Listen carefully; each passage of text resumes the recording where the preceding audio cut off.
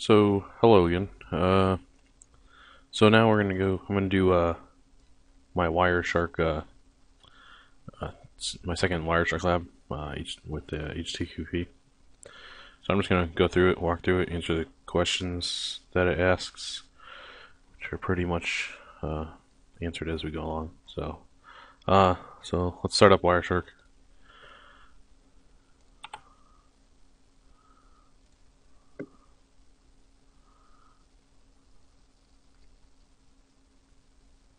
And here we go.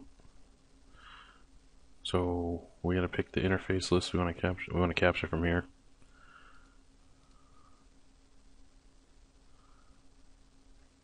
But first, it asks us to type HT.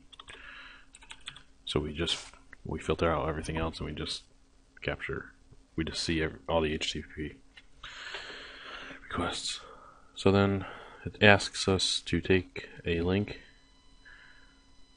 and we're going to plug this into the web browser. Oh, wrong. There we go. There we go. So I'll hit enter once we start capturing and everything. Alright, so we'll start capturing. And we're going to go back to here. We're going to hit enter. There we go. We're going to click stop. And yeah, there's a lot going on, as you can see. So next, it asks us to, let's see.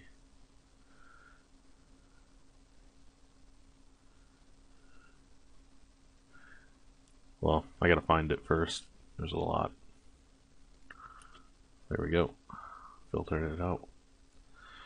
So, where was it? Oh, here we go. This is what we wanted.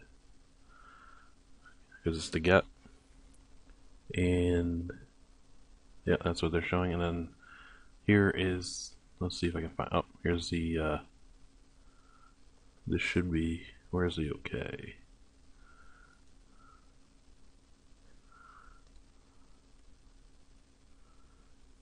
Right there. Alright, so we're going to look at this. Then it asks us to answer some questions. It asks us to look to see what browser we are running. What version of HTTP. So we'll go through this. And we'll try to, right here. Oh, we're running 1.1. And then it asks us to see what version the server is running.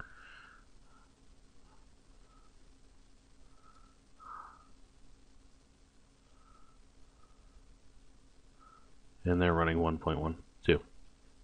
So that's the answer to question one. Then the second one asks what languages does the browser indicate that it can accept to the server. I don't see any, so I don't think my browser can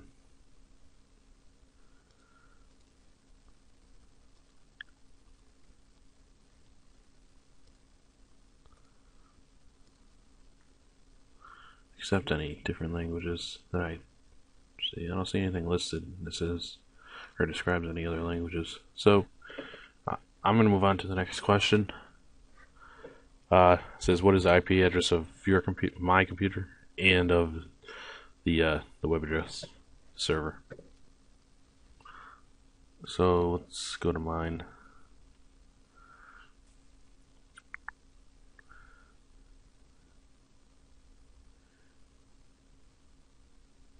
So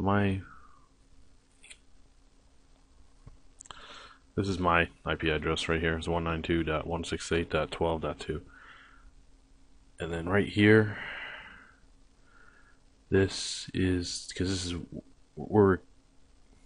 this is the source. This is where it's coming from. So it's coming from me. And then this is the destination. So this is the server IP address 128.119.245.12. So that answers question 4 or 3 for part 1. It also asks us how many bytes of the content are being returned to your browser. So we'll go to the OK message.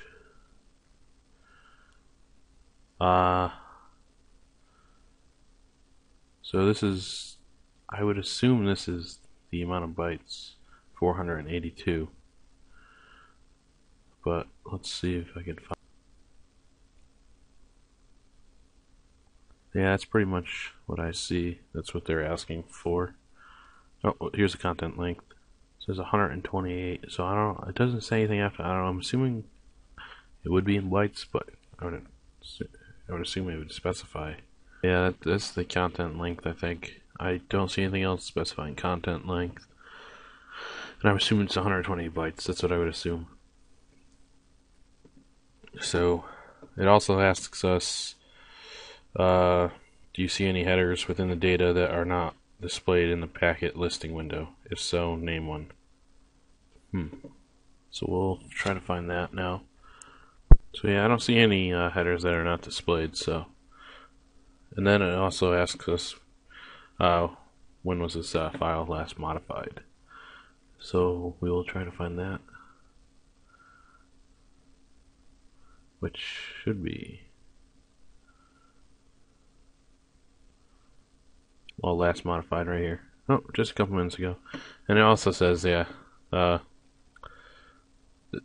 it's a couple minutes ago because the server is setting the file's last modified date to be the current time and is doing so once per minute. Thus, if you wait a minute between accesses, the file will appear to have been recently modified, hence your browser will download a new copy of the document. That's what it says in the WireShark Lab. So that's part 1. We're going to move on to part 2.